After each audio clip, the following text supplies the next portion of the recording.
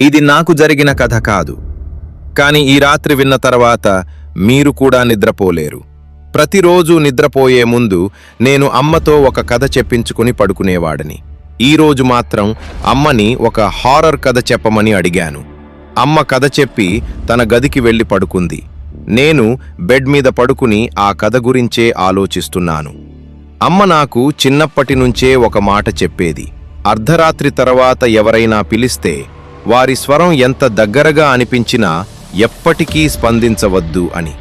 ఆ రోజు రాత్రి గడియారం 12:47 చూపిస్తోంది. ఇంట్లో అంతా నిశ్శబ్దంగా ఉంది. అప్పుడే నా ఫోన్ ఒక్కసారిగా మోగింది. అది నాకు తెలియని నెంబర్. మొదట పట్టించుకోలేదు, కానీ మళ్ళీ కాల్ వస్తూనే ఉంది. ఈసారి ఎత్తాను. ఫోన్లో వినిపించిన స్వరం మా అమ్మదే. డోర్ తెరువు అంది.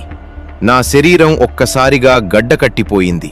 ఎందుకంటే అమ్మ నాకు కథ చెప్పి తన గదికి వెళ్ళి నిద్రపోతోంది. మరి నాకు కాల్ చేసింది ఎవరు? నేను నెమ్మదిగా డోర్ దగ్గరికి వెళ్ళాను. అప్పుడే ఫోన్లో మరో మాట వినిపించింది. నేను బయట ఉన్నాను. నువ్వు తలుపు తెరిస్తే నేను లోపలికి వస్తాను. అదే క్షణంలో ఇంటి లోపల చీకట్లో నుంచి ఇంకో స్వరం వినిపించింది. నాన్నా, డోర్ తెరవకు. ఆ మాట విన్నాక నాకు ఒక విషయం స్పష్టంగా అర్థమైంది. ఫోన్లో మాట్లాడింది అమ్మ కాదు. అది అమ్మ స్వరం వాడుకుని నన్ను బయటకు రప్పించాలనుకున్న ఏదోది. అంతలోనే కాల్ ఒక్కసారిగా కట్ అయింది. సడన్గా అమ్మ నన్ను లేపింది. నేను ఉలిక్కిపడి లేచి చూశాను. అంతా నార్మల్గా ఉంది. ఇది నా భ్రమేనా, లేదా అమ్మ చెప్పిన కథ ఇప్పుడే మొదలైందా?